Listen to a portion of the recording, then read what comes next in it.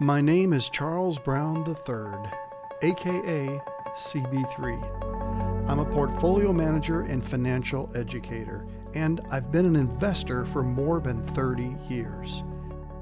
As a portfolio manager, it's my job to keep our clients calm during difficult market periods. I did it in the crash of 2008. I did it in 2009 and 10 as a commentator for Fox News. And I did it in 2018 during the trade war scare. But 2020 was different. The pandemic brought a new intensity of uncertainty to all of us. When I began researching this week's show, I asked, how can I encourage them financially this week? How can I help them make their week more successful? That's why CB3 Live exists. We've been on 2 platforms in 2 cities with the goal of providing financial truth and a sense of calm about what's happening right now. Every week, I look forward to providing financial peace of mind to my clients and listeners. It's for this reason that it's a privilege every single time I start a broadcast by saying, from COVID, U.S. policy, and world economics to clarity. This is CB3 Live.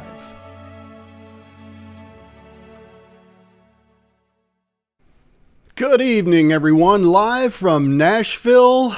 It's Thursday, August 26th. I'm Charles Brown, Portfolio Manager with CB3 Financial. It's great to see you here. It's good to be back. Before we begin the broadcast, I want to acknowledge the day's activities, the travesty of the violence, the terrorism in Afghanistan. American lives lost, Afghan lives lost. It's just a travesty for the free world. I'll have more on this later in the program. Several of you have asked where we've been. Actually, Alice and I have been traveling. I am standing at the top. I thought we'd share just a little bit of this with you. We've been to 9 states. We've seen all 6 children, 7.3 grandchildren. That's because we have another one, number 8, due in January. So we're really excited about that. But it was a fun time to get away, reflect on the markets, reflect on life. And this is one of our favorite places. This is off the coast of Maine, which was our last full day there. And we are glad to be back. You guys, if you can ever make it to Maine on the coast, they call it down the coast, even though you're going north and east. But I'm one of those see America first guys and would encourage you to do that. Tonight's program, record high temperatures and record high market. Until today, I think the market probably could have hit another high today were it not for this terrorist attack. But the record high temperatures all over the country, from the tip of New Hampshire where we were, down here in Nashville, and of course Texas and out west, it's just brutally hot. But matching that is the hot nature, the great returns in the stock market, and that's what we're going to get into tonight. So we'll break this program down into what happened in the last 6 weeks to get us where we are. We're going to talk about performance, of course. We'll finish in the middle section talking about what I'm looking for ahead. So what could derail what has already been a record year? And I don't think there's much, but I'm going to present that. Guys, it's going to be a very packed show. I'm going to need to move through this pretty quickly. My goal is to have you out of here by Saturday afternoon. I'll do my best to do that. For those of you that are new, please subscribe to us on YouTube. Click the little bell so that you get notified whenever we go live. You can follow me on Twitter. I tweet every single day, sometimes twice a day. You can also follow me on Facebook, and we have a pretty large audience on LinkedIn. The monthly market review, a little bit more than a month because I've been off the air for 7 weeks now. So the major U.S. averages, obviously the Dow, S&P, NASDAQ, Russell, all hit, 2 of those hit highs and 2 of them just did well on Wednesday, which is yesterday. And a lot of this is based on the Pfizer biotech vaccine being approved. That is great news. The S&P notched its 51st record close of 2021, while the NASDAQ hit 51,000. Guys, that is the mark of a secular bull market, which I've been preaching about for months. The S&P for the year just shy of 20%. Remember, an average year over the last 70 years is about 9.5%. So we're twice that, and we're in August. Okay.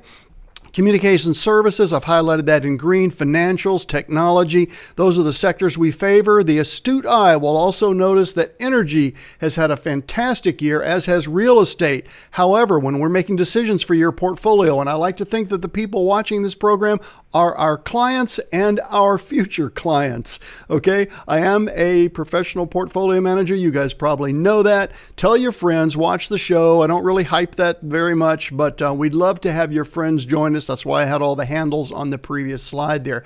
But here's what I'm looking at. I'm looking at the 11 sectors in the S&P 500. Which ones are hitting new highs? Which ones are hitting new closing highs? That's different than an intraday high. Which ones are just in an uptrend?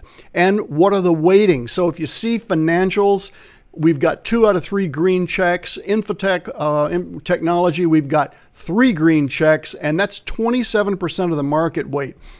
All right, that's why we're heavily invested there. We are not invested in energy. We have a tiny holding actually in a water company, and that's because no new highs, no closing highs, no uptrend, and they're only a 3% weight. I did miss the real estate move. However, it is the smallest sector at 2%, even though it's all 3 green checks. We can't get them all, but we've still had a pretty good year, which we're going to get into in just a few minutes.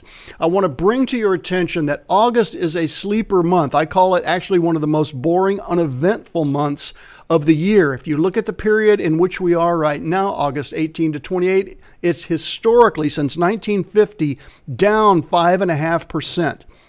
All right, so we are bucking that trend with just high after high, new market high until today, okay?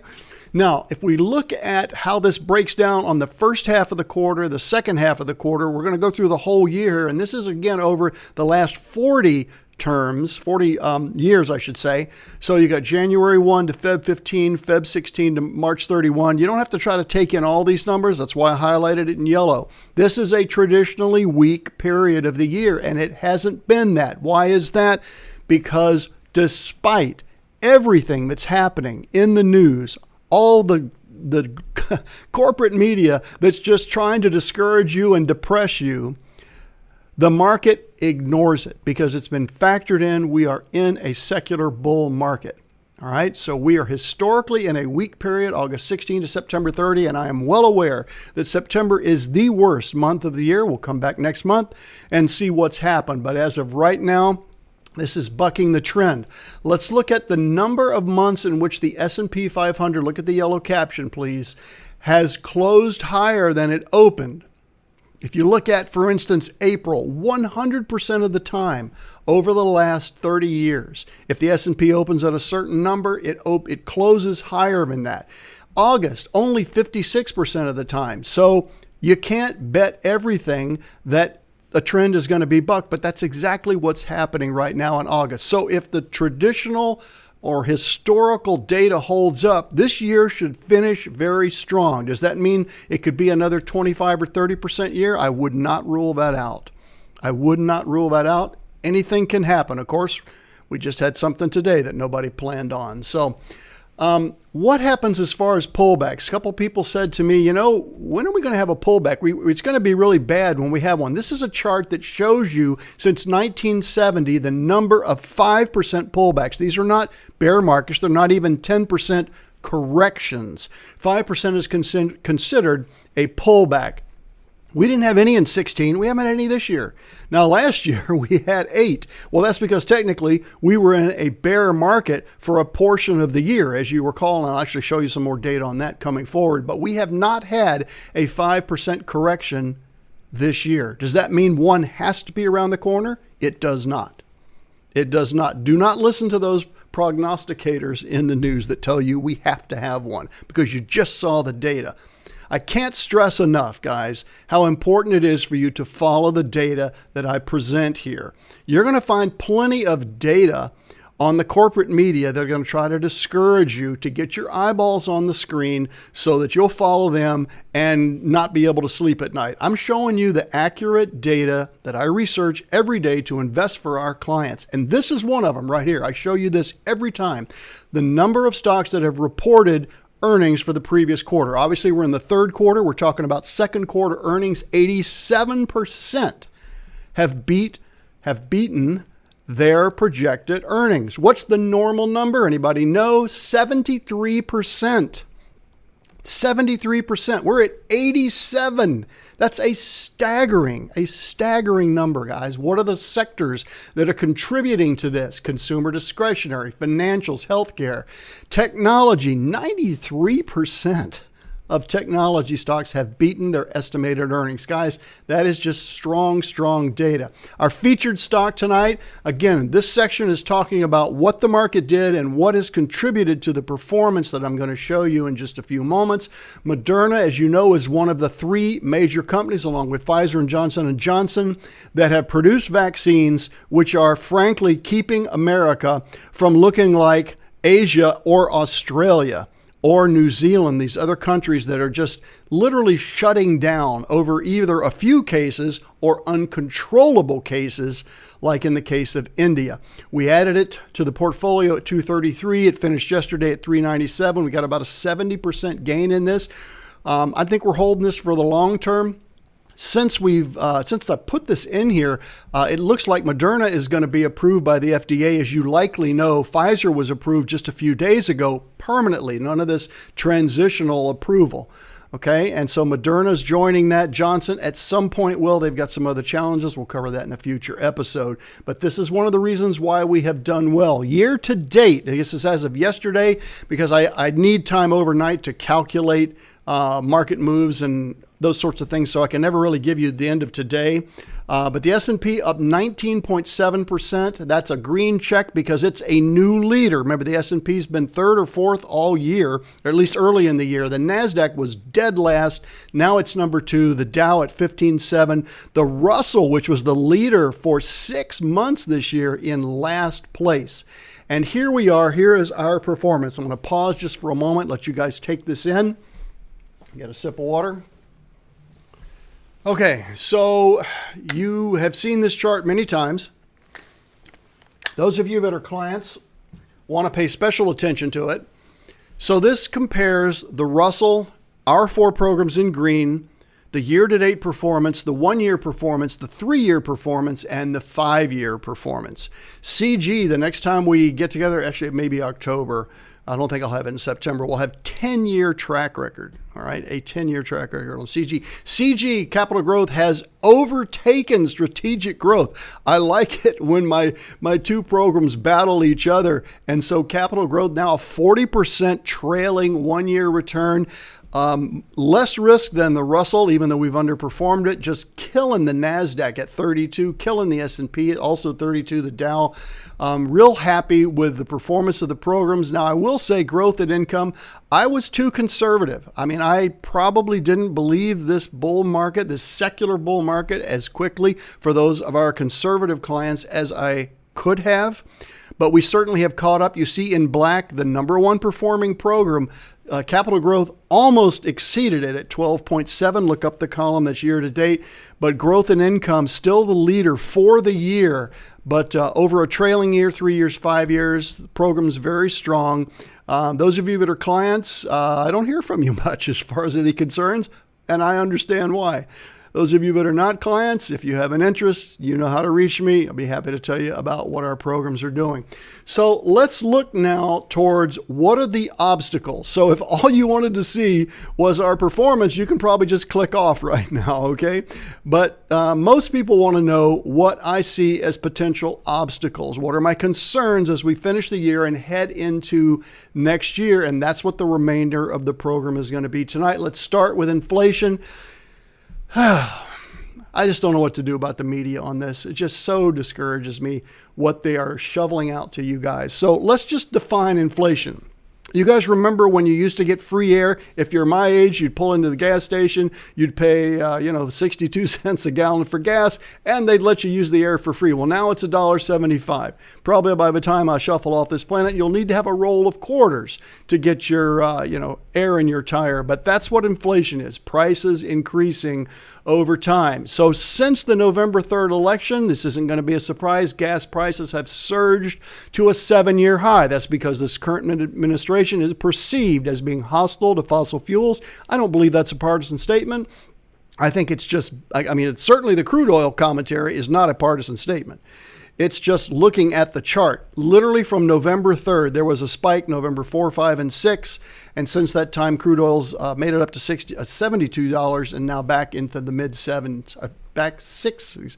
We're going to get this right. It's made it as high as $72. It's now back in the mid-65 range, but that's way above where it was before the election. That is inflation, and fuel for your car is one of the most primary ways that we measure that because everybody needs to get around. Okay, so what you're seeing here on the chart, this blue line, is this spike.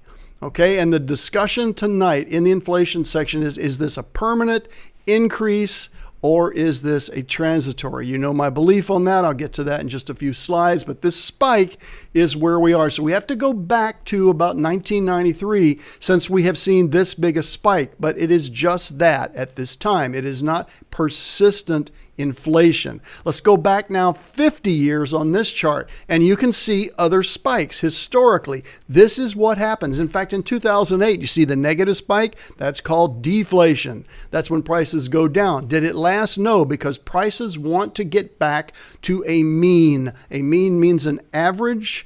Okay, and if you look at time and you kind of eyeball that, you're at around 2.5% to 3%. The target for the Federal Reserve for inflation is about 2%.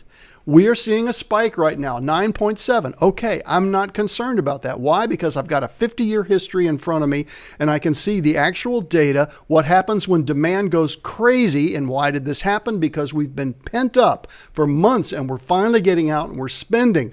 I just saw Bill Murray saying, "Take me out to the ballpark at the Cubs game," and he said, "We're all back, we're all back." And there was a full stadium. I don't know how much longer that's going to last based on what Jay Pritzker said today. For those of you in Illinois, I'm sorry. Nonetheless, this spike, I believe, is transitory. And you can see from 50 years of history, it just doesn't perpetuate up in this range. Now, granted, 77, 79, during the Carter administration, a lot of things went on there. I've talked previously about that. I'm not going to cover it tonight. That changed in 81 when Ronald Reagan came in and just went after inflation with a vengeance. So this inflation data is rivaling non-farm payrolls. I come on here usually on the second Thursday, and we'll be back on schedule, by the way, September 9th. We'll skip next week because of Labor Day.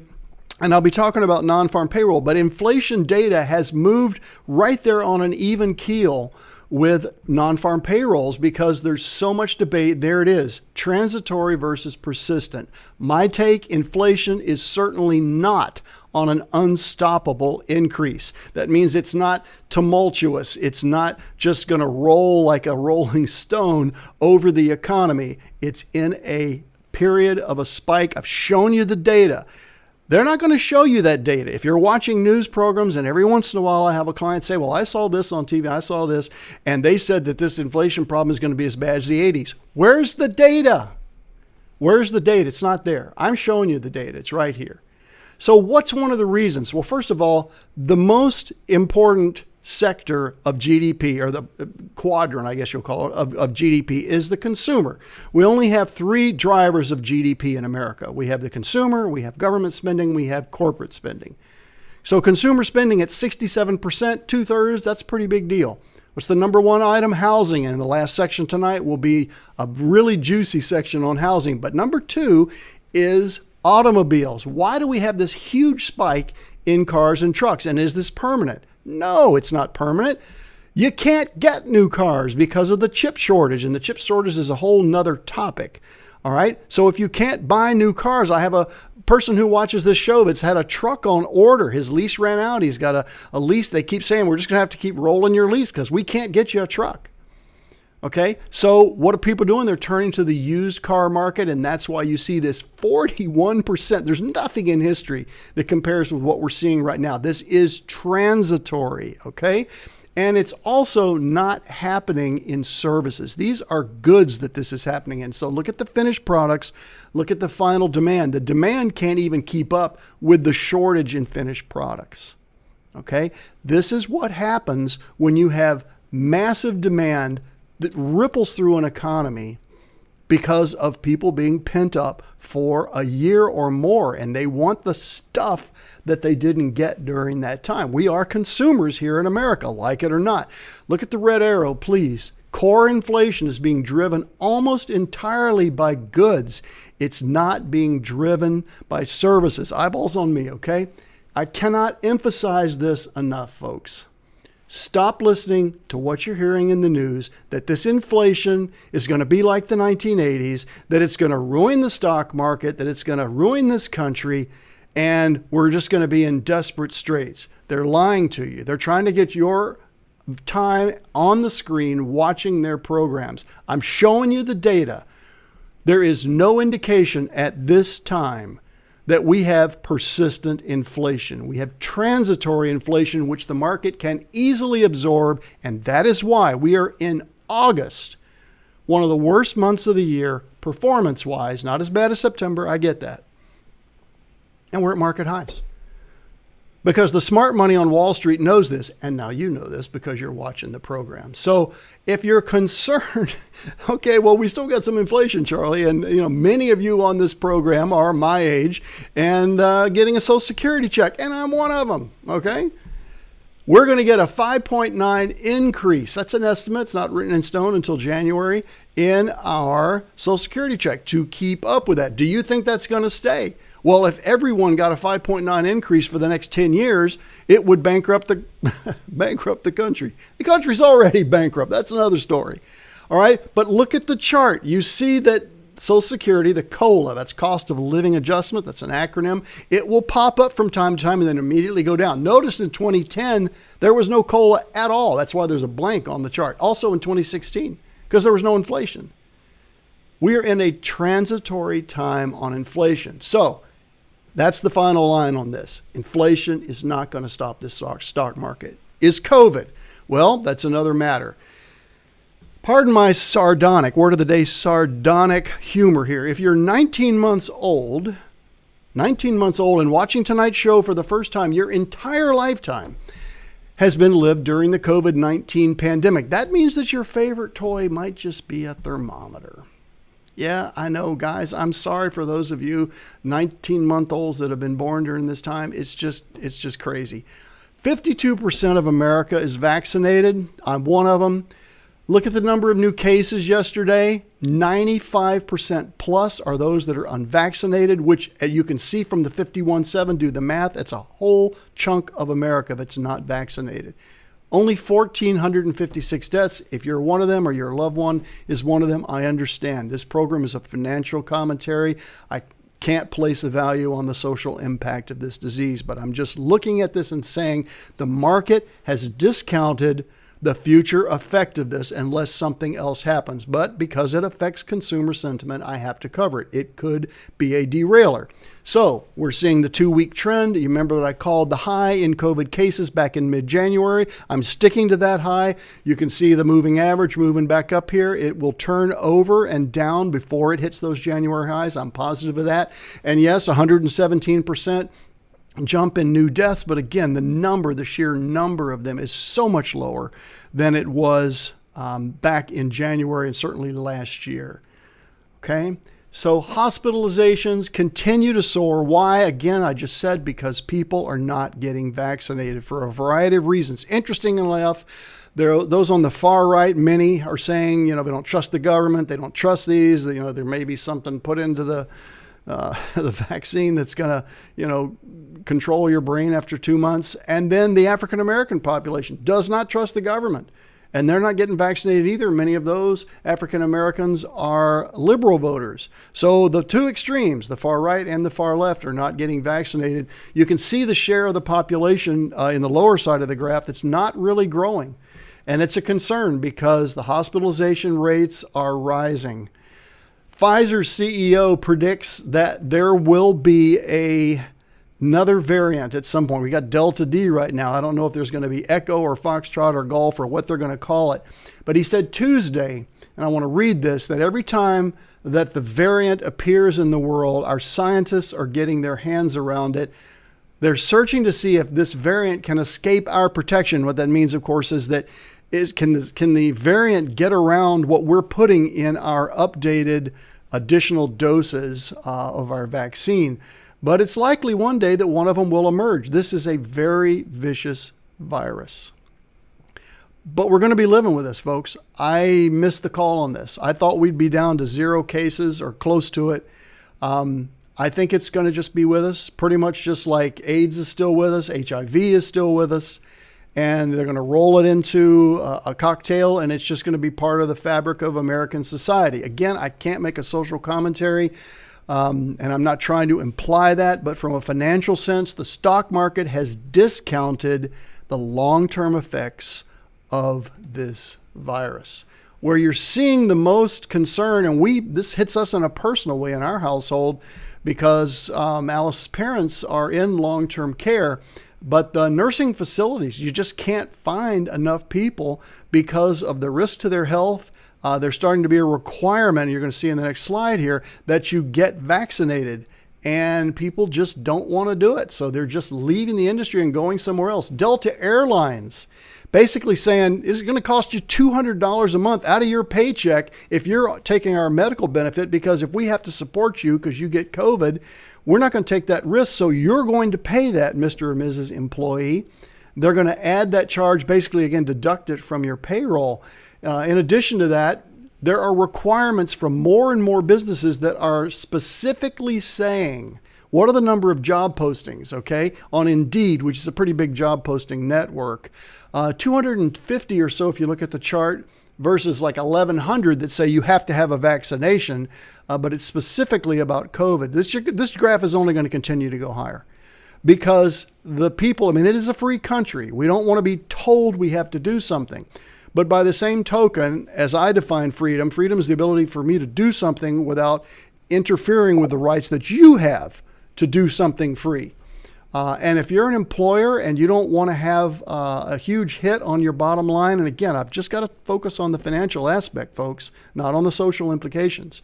You have a right as Delta or any other employer to say you're going to have to pay a surcharge because you're putting an additional risk on us that our other vaccinated employees are not. You're going to see this as an increasing trend. There's a Fortune 500 CEO, remains anonymous. I don't want to mention his name, basically saying, I think we're going to be closed for 2 years.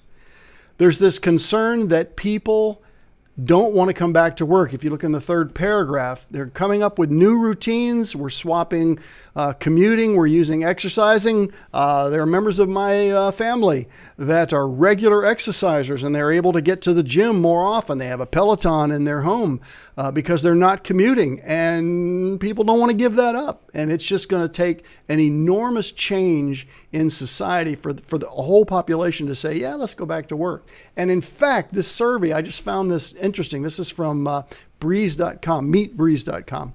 Okay, 65% said they'd take a 5% pay cut just to not have to go back in the office. 15% would take a 25% pay cut. Think about that. All right, 39% would give up their health benefits. Here's the big one here. 53% would work an extra 10 hours a week. That's 2 hours a day, 1 hour on either side. I guess that's basically the hour you're using to commute. And they're thinking, well, why not? If I've got to work anyway, it's better than being in my car and putting the mileage on my car, risking an accident, lowers my car premiums. I don't know if you've looked at your car premiums, but ours has dropped. It's gone up just a little bit this last 6 months, but during the pandemic came way down. Less risk to the insurance companies, okay? 44% would give up parental leave if they did not have to go back to work. So here's my take. If you have a little blip in your work life, people are going to go back to work the old way. Well, this ain't no blip. I realize that's a colloquialism, second word of the day, colloquialism. But the reality is this is not a blip. This is permanent. I've been saying this for some time. This is an integral part of the research that we do and the stocks that we select for you. The back to work stocks, these stay at home stocks, two different categories, not necessarily growth and value, but this is an integral part of the research we do going forward for your portfolios. I'm going to take a break for a second here, get my breath, get a new cough drop. Who do I have? Hey, Nellie, how are you? Tom, Social Security benefits might be going up, but most likely Medicare also will go up. I think that's true, Tom. It's a good observation. Any questions, guys? This is a live interactive program. So, and unlike other sportscasters, newscasters, I drink during the program. This is just water. All right, let's keep having fun here, guys. It's important that you understand that these deterrents that I'm showing you that could get in the way, I don't believe are going to get in the way. I'm showing you the data, and then I'm showing you my justification for why I do not think they're going to do anything to throttle the bull market. So politics inevitably leads to policy, and policy leads to portfolio impact, and it has personal impact as well. So the U.S. government could run out of cash this fall unless the debt ceiling is lifted. No, it's unlimited. We don't want unlimited, obviously. And the two parties never agree on this. Depending on who's in power, they still never agree. Here's where the debt limit is right now, about $22 trillion. That's going to need to go up to $25 trillion, especially if this $3.5 trillion social benefits package goes through. There's a $1 trillion package that the Senate has approved. The House won't vote on it unless the Senate will vote on the $3.5 trillion. Thank you, Nancy Pelosi.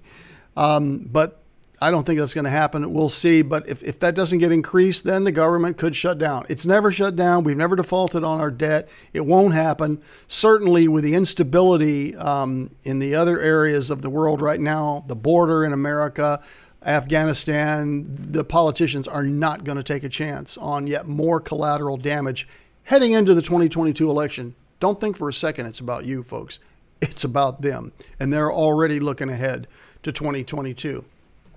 Afghanistan, I mean, where do we start on this? I'm sure all of you were just horrified watching the news today, watching the death toll continue to climb. 12 of our Marines, I think one was a doctor, a Navy doctor, 60 Afghans, ISIS, there's no controlling ISIS. ISIS has to be looked at like a termite, like a vermin, and just utterly obliterated and wiped out. Donald Trump did that. He at least did it in the Middle East. This is, of course, not the Middle East. Afghanistan, the Far East. I don't know what the answer is here. But these people just don't value freedom. And this government, I heard Biden today, I was prepping for my show, but President Biden says he's going to vow revenge. I don't really think an emotional approach is the right approach. I think the approach is these people are vermin. They don't deserve to be alive on this planet if they're going to create this kind of violence, and we're going to eradicate them from the planet. That's the position that I would take were I president. But the issue here is again, I'm not trying to make a social commentary. What does this do? It feeds into consumer sentiment. Again, I'm not being callous, guys, to the social impacts here, but this is a financial program. Okay, so consumer sentiment plunging, lowest level since 2011. Is that because of the virus? Yes. Is it because of the economic prospects? If you're listening to the media, but I've been telling you the truth tonight about the economic prospects. Is it about, candidly, bungling of several major policies? One, energy. When Biden is saying, we need you guys to, produce more oil. We're going to need more oil here. Really? We became an oil exporter in the previous administration. You got that combined with the southern border. And of course, one of Biden's policies just got overturned by the Supreme Court. So that's going on down there. Again, all of this plays into consumer sentiment. I'm not making a social commentary. I'm saying that when consumers, they're the ones driving the economy. I'm repeating myself here, 67% of GDP. They need to feel good. We need to feel good as consumers that we can spend our money and, we're going to be okay and our jobs are going to be there. Okay, so policies do have portfolio impact. Economic indicators, and I'm mostly going to focus tonight on, again, the things that could derail this secular bull market. Do I think it's going to happen? I do not, but I have to present the data to you. The percentage of workers voluntarily leaving their jobs, they're saying, see ya. They're not getting fired. They're just saying, I'm gone. Now, notice in the previous two recessions, you see the thin gray bars there? It goes down. Okay? That's because people are losing their jobs because they don't want to, because they're being let go. But during this recession, they're just walking away because they know they can find something else because the demand is so great for labor right now. Why is that? Because as the economy reopens, the process of matching laid-off workers to jobs is proving to be slow and tedious, frustrating, and complicated. Why is this? You'll see in the next slide. This is a huge contrast to what happened in the beginning of 2020 when just everyone that was breathing practically that was in a service industry was let go. And some were brought back and some were not. But it's definitely a different environment right now.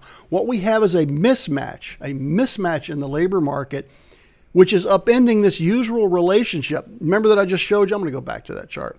So what's the usual relationship? Let's go back 2 slides. You see this downturn? People getting let go in a recession. Makes sense, right?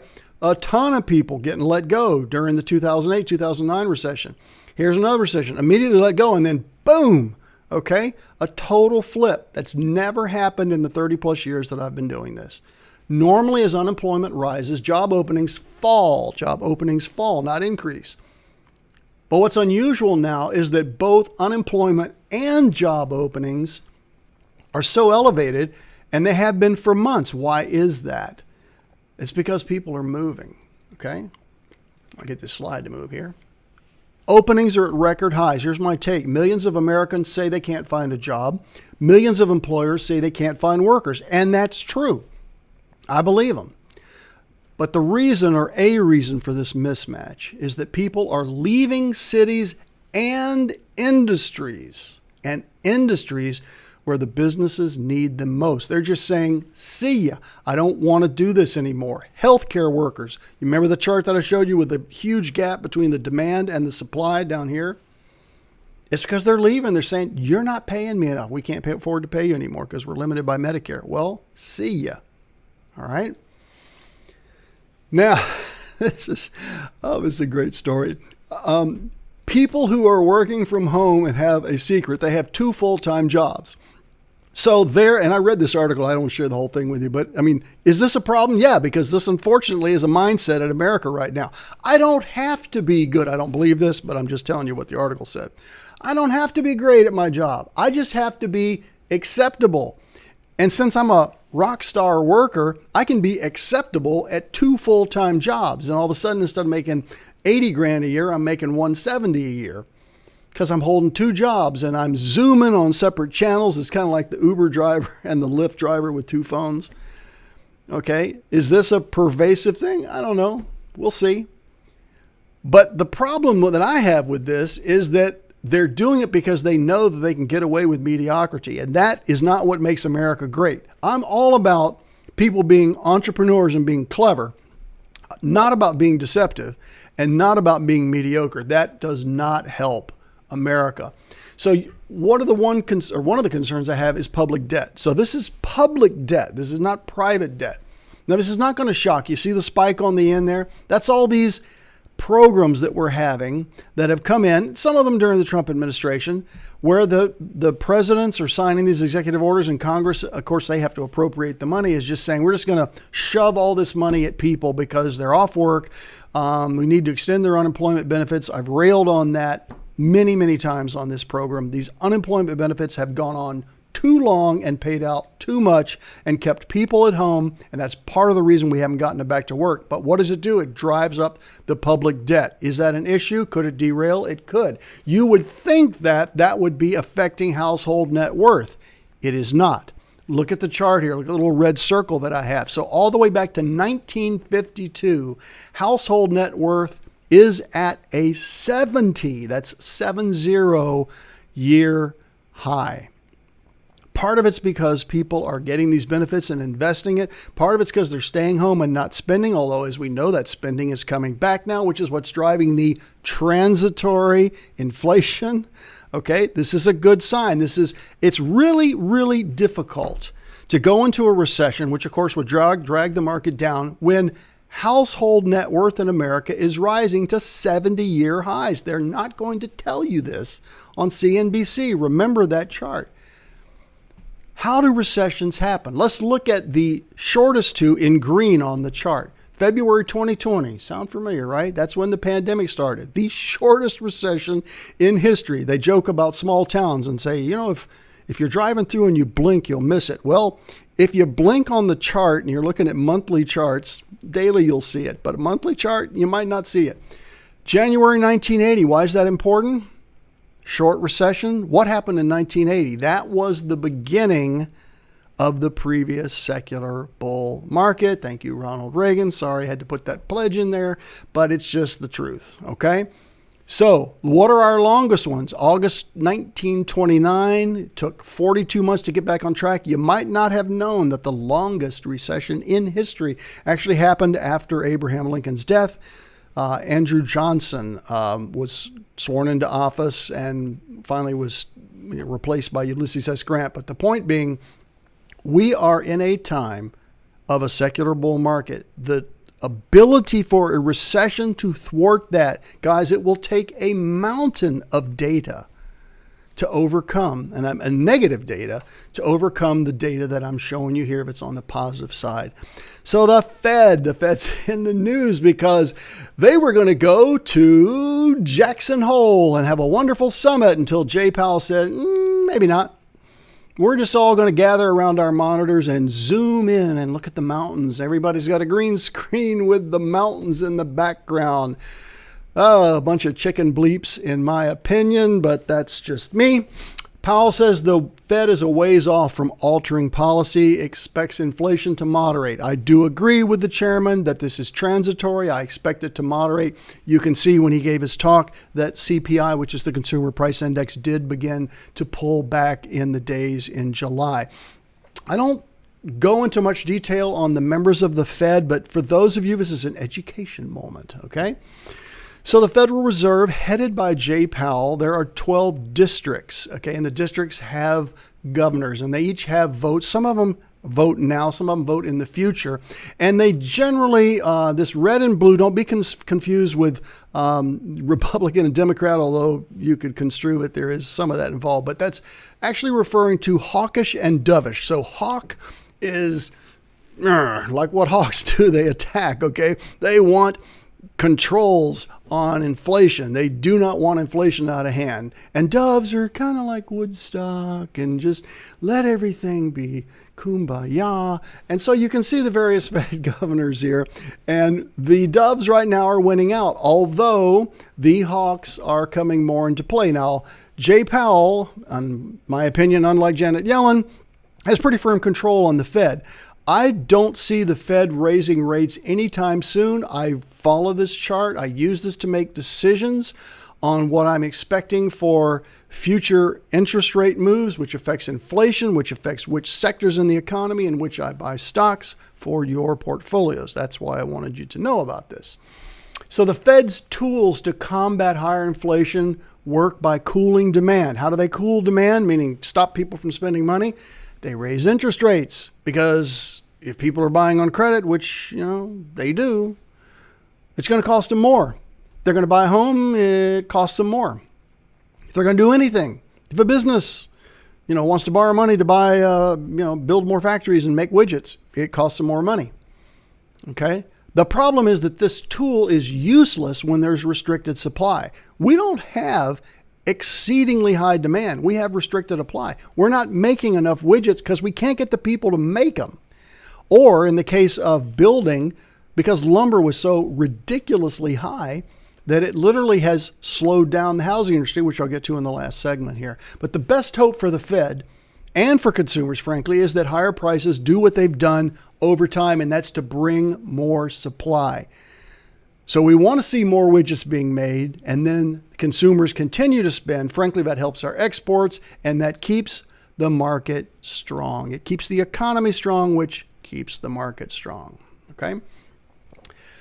So, questions? Have I missed anything here? You guys are quiet tonight. I read that article too, 13 currently dead. Well, I was off by one, but yeah, it's just terrific. So this is a controversial, I've realized I've had clients call me, and not call me, but email me and say, I wish you didn't talk so much about crypto. Folks, I'm just bringing you the news.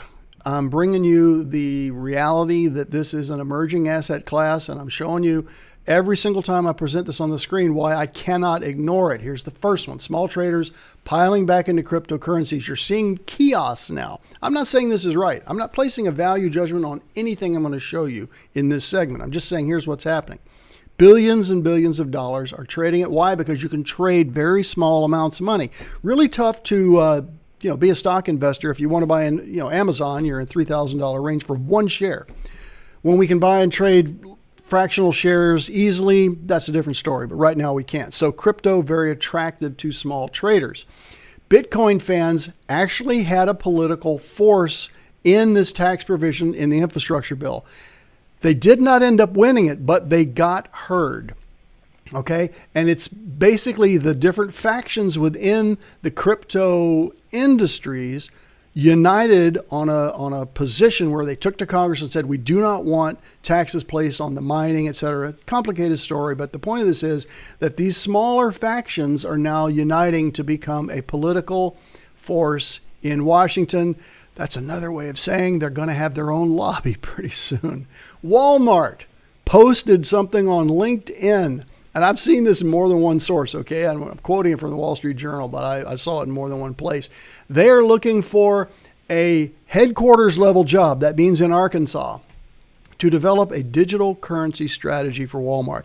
If Walmart's doing this, folks, I cannot ignore that this is coming to Main Street America.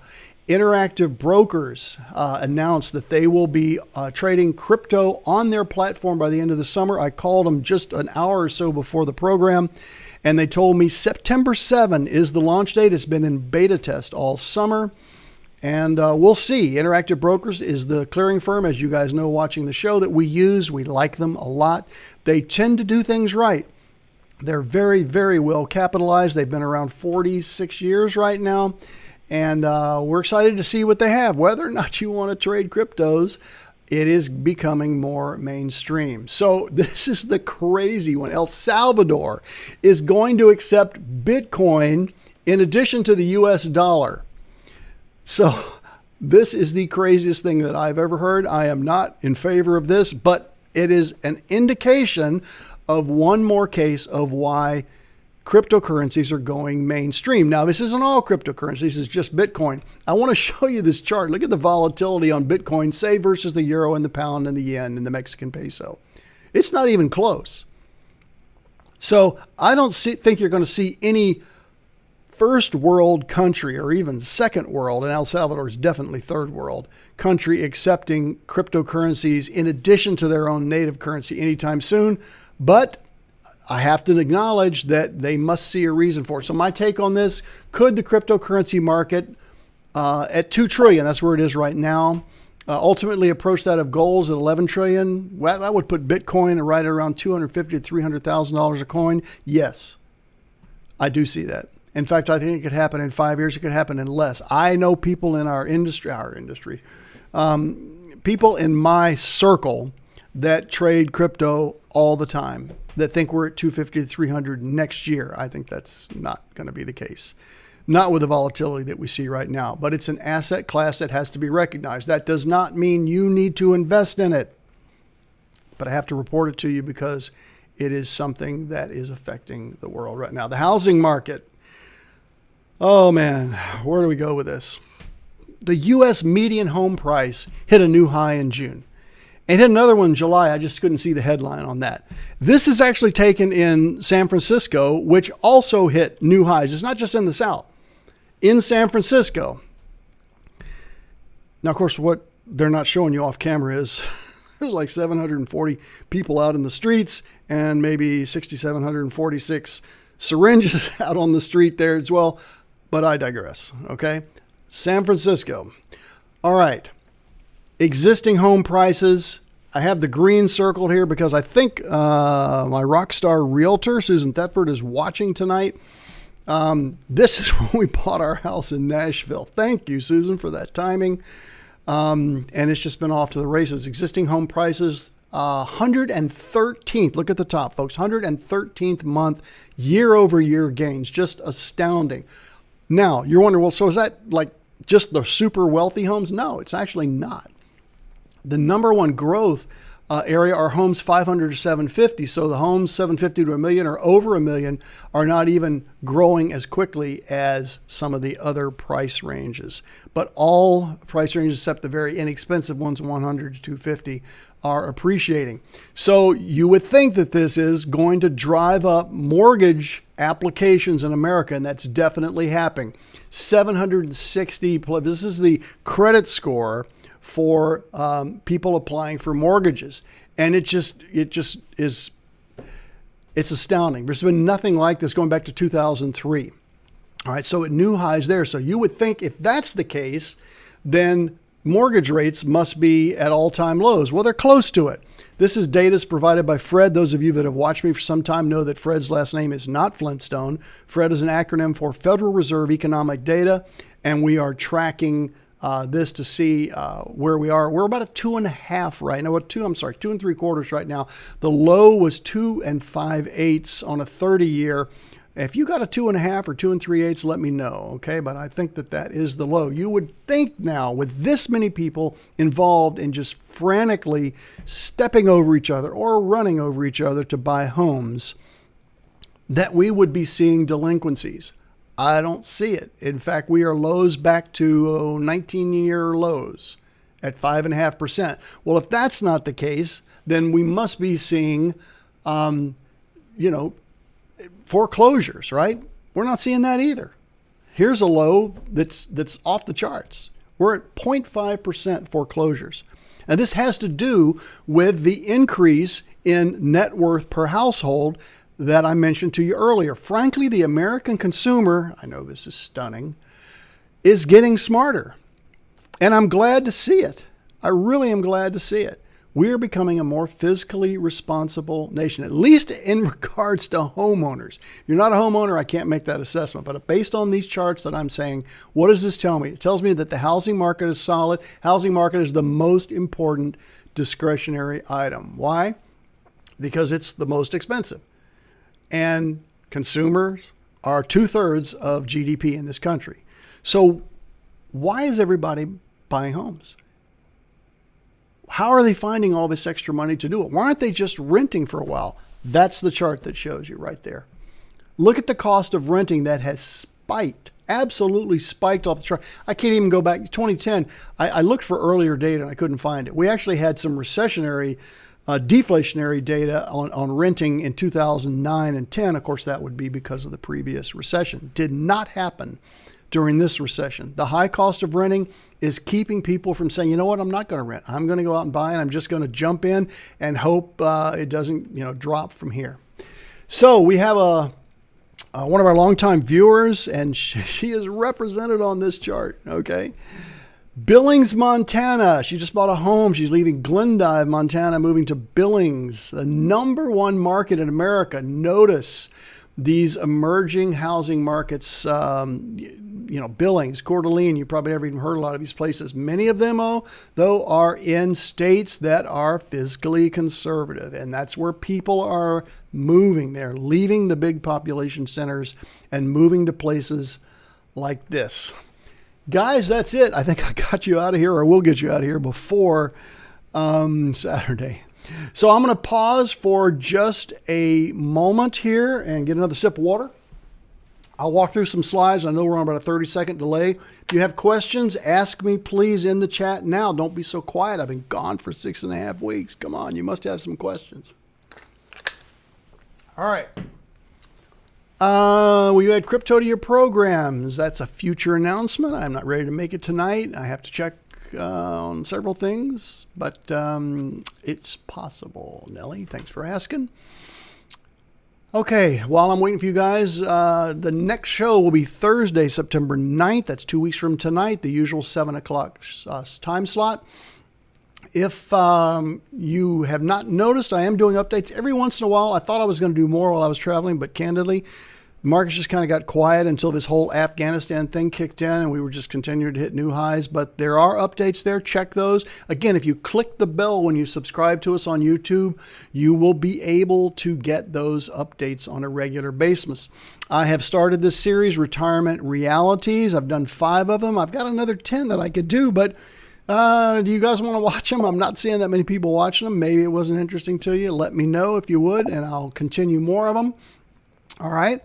And then this is a new segment for the autumn, the future of asset allocation. You'll see the stock market here, Bitcoin, which is representing cryptos, housing, and the US dollar.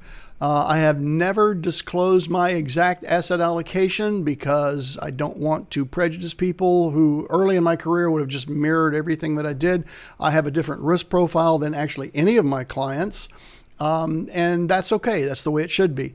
But I will be talking about the future of asset allocation. I can tell you that it does not include bonds. It does not include gold. It does not include silver. It does not include real estate investment choices, a trust, pardon me. It does not include annuities. All right. Now, this can change from time to time, but I will disclose the 4 asset classes in which our trusts and our family office is invested. And just to make you aware of that, and if you'd like more information, you can ask, reminding you that to tell your friends. You know, we want to grow our audience. Obviously, we've always wanted to do that. We realize most of you are clients, or as we call them, future clients, and we appreciate you watching. Subscribe to us on YouTube. Click the little bell, and you'll get notified whenever I go live. You can follow me on Twitter, tweet every single day. Try to be relevant. I think we are. Sometimes we have, prescient things that are just happening. Sometimes it's a series of tweets, 5 or 6 that, I'm covering an economic issue. Follow us on Facebook and also LinkedIn. So in summary for tonight, we have not been given a spirit of fear, but a spirit of power, love, and a sound mind. Scripture has never been more powerful than when Timothy said this, and I think it's a good mindset. Any questions, guys? Kay, thanks for the good words there. I'm getting you out of here in less than an hour. Hope I didn't talk too fast. Any questions? Okay. Well, I want to thank you for watching. This is a privilege and an honor to do this. Every time I'll come on the air and talk to you guys. I appreciate you being clients. I appreciate those of you that are not clients just tuning in and being part of it. You may be watching this live. You may be, coming back and watching it later on. We're going to head into the autumn, very optimistic. I think it's going to be a strong finish to the year. I think it's going to be a strong finish for the U.S. We've got some policy issues that need to get worked out for sure. And it may take an election to do that. But so far, the market has been unbelievably resilient to everything that's happening with, obviously Afghanistan, inflation, what the media is doing. The media is kind of bored right now. You probably noticed that. They don't have Trump to kick around. So they're just trying to gin up stories to get you to watch them. And they get a lot more attention when they talk about market crashes or inflation ruining your future than they do telling you good news. You come here for the good news. You come here for the accurate data that is what's really happening in America. God bless you guys. I'll see you next time. Just remember that at CB3 Financial, we don't just manage your assets, we become one of them. Good evening.